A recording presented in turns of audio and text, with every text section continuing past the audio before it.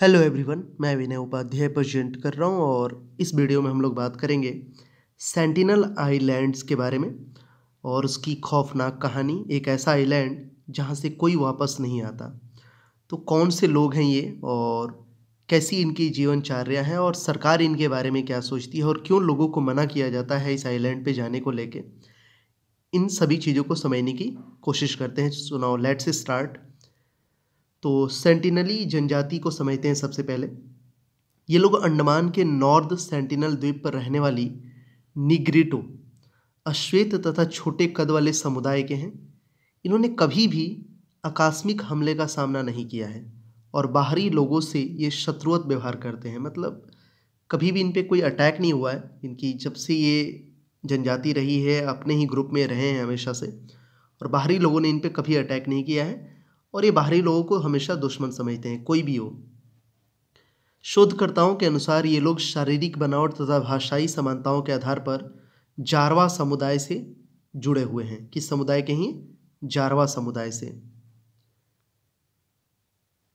भारत के मानव विज्ञान सर्वेक्षण ने कार्बन डेटिंग के आधार पर यह पुष्टि की है कि इन द्वीपों पर सेंटिनली जनजाति के लोगों की उपस्थिति 2000 पहले से है। कब से है? तो 2000 साल पहले से ये रह रहे हैं और मानव विज्ञान सर्वेक्षण इसका पता लगाया है कार्बन डेटिंग के आधार पर सेंटिनली जनजाति के लोगों के बारे में। जीनोम के अध्ययन के अनुसार संभव है कि यह जनजाति 30,000 साल पहले भी अंडमान द्वीप पर रहती होगी। इवन जीनोम का जो अध्ययन बताता है, मतलब कार्बन डेटिंग बताता है कि लगभग 2000 साल से यहाँ रह रहे हैं, जबकि जीनोम की स्टडी बताती है कि यह जनजाति 30,000 साल पहले से यहाँ अंडमान द्वीप पर रहती हो। आनुवंशिकी रूप से इस जनजाति समूह द्वारा बोली जाने वाला भाषा सेंटिनलीज है। कौन सी लैंग्वेज है? सेंटिनलीज। इस भाषा को समझना बहुत ही मुश्किल है क्योंकि द्वीप के आसपास के क्षेत्रों में ऐसी भाषा बोले जाने वाला कोई साक्ष्य नहीं मिलता है। मतलब इस तरह का कोई भी और लैंग्वेज आसपास के आइलैंड पे नहीं बोला जाता है। सेंटिनली जनजाति को अंडमान की 5 सबसे असार्वजनिक जनजातियों में सबसे असार्वजनिक जनजाति माना जाता है। वहाँ पे अंडमान में 5 टोटल ये जनजातियाँ हैं। असार्वजनिक मतलब कि वो अपने में ही रहते हैं, किसी और से उनका कुछ मतलब नहीं है, दुनिया से लेना देना। सेंटिनली जनजाति में 5 ऐसी सार्वजनिक जनजाति हैं और उसमें सबसे ज़्यादा असार्वजनिक जनजाति यही मानी जाती है, सेंटिनली। अन्य 4 जनजाति हैं ग्रेट अंडमानीज, ओंज, शोम्पेन और जारावा। लेकिन सेंटिनली जनजाति जो है ये बहुत खतरनाक है और इनको जारावा समुदाय का ही माना जाता है। यह उन जनजातियों में से है जो 2004 के सुनामी से बाहरी दुनिया की मदद के बिना सुरक्षित बचने में सफल रहे थे। याद होगा अगर आपको 2004 की सुनामी के बारे में, तो वहीं अंडमान निकोबार आइलैंड और भारत का जो पूर्वी पूरा कोस्ट है, बहुत भयंकर सुनामी आया था। तो सब लोगों ने उम्मीद यही किया था कि जो भी ये आइलैंड पे रह रहे हैं छोटी छोटी जो जनजातियां हैं वो लगभग ख़त्म हो गई होंगी, लेकिन ये लोग बचने में सफल हो गए थे। माना जाता है कि सेंटिनली दुनिया की एकमात्र जनजाति है जो नवपाषाण काल से पूर्व की जनजाति है। अब कमेंट सेक्शन में बताना नवपाषाण काल का जो समय था वो क्या रहा था, अगर आप इतिहास पढ़े हो तो। इसका तात्पर्य यह है कि उनकी संस्कृति ऐसी है जो पाषाण युग की मध्य अवधि में मौजूद थी। इन लोगों द्वारा धातुओं का उपयोग किए जाने के बारे में कोई विशेष जानकारी उपलब्ध नहीं है, लेकिन कई शोधकर्ताओं का मानना है कि ये लोग हथियार के अलावा अन्य उद्देश्यों के लिए धातुओं का उपयोग नहीं करते हैं। आगे समझते हैं इनके बारे में। ये संरक्षित जनजाति हैं, सरकार इन पे विशेष ध्यान देती है। भारत सरकार ने जनजातियों के कब्जे वाले पारंपरिक क्षेत्रों को संरक्षित घोषित करने के लिए अंडमान और निकोबार द्वीप समूह आदिवासी जनजातियों का संरक्षण विनियमन 1956 जारी किया है। इस क्षेत्र में प्राधिकरण के अलावा अन्य सभी व्यक्तियों के प्रवेश को प्रतिबंधित किया है। कोई नहीं जा सकता है, वो प्रतिबंधित एरिया है, संरक्षित एरिया है। जनजाति सदस्यों की फ़ोटो लेना या फिल्मांकन का कार्य करना भी एक अपराध है। अगर कोई फ़ोटो लेता है या फिल्म बनाने की कोशिश करता है तो फिर ये भी अपराध की श्रेणी में रखा गया है। लेकिन हाल ही के कुछ द्वीपों के प्रतिबंधित क्षेत्रों में प्रवेश संबंधी नियमों में छूट भी दी गई है। अगर इनके व्यवहार की बात करें तो सेंटिनली लोगों का बाहरी व्यक्तियों के प्रति व्यवहार अत्यधिक शत्रुतापूर्ण रहा है। मतलब दूसरा अपने तरह के लोगों को देखेंगे तो खुश है, लेकिन कहीं भी अगर दूसरे तरह के लोग दिखाई देने लगे तो तुरंत ये मारना पीटना शुरू करते हैं, तीर मार देते हैं, बाण मार देते हैं ये। लेकिन 1991 में उन्होंने भारतीय मानव विज्ञानविदों और प्रशासकों की एक टीम से कुछ नारियल स्वीकार किए थे। एक घटना हुआ था 1991 के आसपास कि उन्होंने भारतीय मानव विज्ञानविदों और प्रशासकों की एक टीम से कुछ नारियल स्वीकार किए थे। नारियल इनका फेवरेट फूड में से एक है। कुछ शोधकर्ताओं का मानना है कि सेंटिनली लोगों को औपनिवेशिक काल से ही अकेला छोड़ दिया गया था, क्योंकि अन्य जनजातियों जैसे कि ऊंच, जारवा और ग्रेट अंडमानीज के विपरीत इस जनजाति ने जिस भूमि पर कब्जा किया उसके प्रति जो है वाणिज्यिक आकर्षण नहीं है। तो ये इनका व्यवहार हो गया।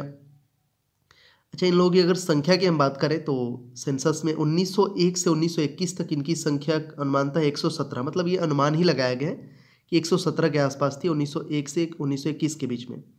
1931 में यह संख्या घटकर 50 हो गई और 1961 की जनगणना के लिए भी यही संख्या का इस्तेमाल किया गया था।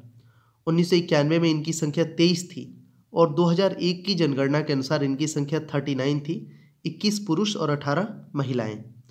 2011 की जनगणना के लिए जनगणना अधिकारी केवल 15 सेंटिनली लोगों को ढूंढ सके, जिसमें 12 पुरुष और 3 महिलाएं थी। हालांकि उनकी संख्या 40 से 400 के बीच भी हो सकती है, क्योंकि अलग अलग ग्रुप में, अलग अलग झुंड में ये जंगलों में छिपे रहते हैं। और समझते हैं, अभी हाल ही में एक घटना हुआ था। एक अमेरिकी टूरिस्ट जॉन एलन चाउ था, इसकी हत्या कर दिया था आदिवासियों ने जो है तीर मारकर। एक्चुअली क्या है कि अंडमान निकोबार द्वीप समूह में ये घुस गया था छुप के, पता नहीं कैसे उसमें चला गया था। यह घटना अंडमान की राजधानी पोर्ट ब्लेयर से 50 किलोमीटर दूर प्रतिबंधित नॉर्थ सेंटिनल द्वीप में हुई है। तो जैसे कि आपको पता है कि आदिवासियों से किसी भी तरह का संपर्क मना है, लेकिन ये एलन चाउ जो ऑस्ट्रेलियन टूरिस्ट था ये पहुंचा और उसको आदिवासियों ने मार दिया। यही सेंटिनली लोगों ने तीर मार दिया। इसकी उम्र 27 साल थी, अमेरिकी नागरिक था जॉन एलन चाउ। इसका मकसद इस अनजान आदिवासियों के बीच ईसाई धर्म का प्रचार करना था। चाउ ने 2 बार इस द्वीप पर पहुंचने की कोशिश की थी। 14 नवंबर को, ये 2017-18 की घटना थी। पहली कोशिश में इसकी नाकाम रही थी, लेकिन दूसरी में ये पहुंच गया था। तो गुस्साए आदिवासियों ने उसको तीर से मार डाला।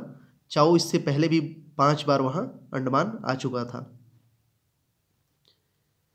वैसे तो इस द्वीप पर जाना गैर कानूनी है, लेकिन 2018 अगस्त में सरकार ने नॉर्थ सेंटिनल द्वीप को उन 29 द्वीपों समूहों से हटा दिया था जहां विदेशियों को पहले से ली गई अनुमति के बिना जाना मना है। साल 2004 में आई सुनामी के वक्त सरकार ने Indian coast guard helicopter Sentinel द्वीप पर भेजे थे ताकि सेंटिनली आदिवासियों की सहायता की जा सके, लेकिन आदिवासियों ने मदद लेने की बजाय हेलीकॉप्टर पर ही तीर चलाना शुरू कर दिया था। ये आखिरी जो है इनकी एक तस्वीर वायरल होती है जो ड्रोन की सहायता से या हेलीकॉप्टर के ऊपर से लिया गया था, तीर मारते हैं वो। यहाँ से आप देख सकते हैं ये है नॉर्थ सेंटिनल आइलैंड, यहाँ पे आपको मिलेगा। ये वाला जो एरिया है ना, अंडमान आइलैंड में है ये। अब इन्हें कमज़ोर क्यों कहा जाता है, सरकार इनकी इतना फिक्र क्यों करती है?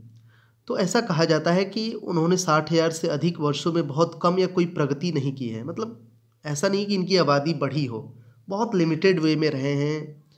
तो सरकार इनकी फ़िक्र करती है कि कहीं ये भी ख़त्म ना हो जाए, क्योंकि एक आखिरी वीडियो जो मैंने बनाया भी हाल ही में कि अमेजन में एक आखिरी व्यक्ति जो था मैन ऑफ द होल, वो ख़त्म हो गया, वो जनजाति ख़त्म हो गई। तो इन्होंने पिछले 60,000 वर्षों में बहुत कम प्रगति की है और ना के बराबर की है, और अभी भी बहुत ही आदिम जीवन जीते हैं। मुख्य रूप से मछली और नारियल पर ये जीवित रहते हैं। वे कीटाणुओं के प्रति बहुत संवेदनशील होते हैं, क्योंकि उनका बाहरी दुनिया से कोई संपर्क नहीं होता। यहाँ तक कि एक आगंतुक द्वारा किया गया एक सामान्य फ्लू वायरस भी पूरी जनजाति का सफाया कर सकता है।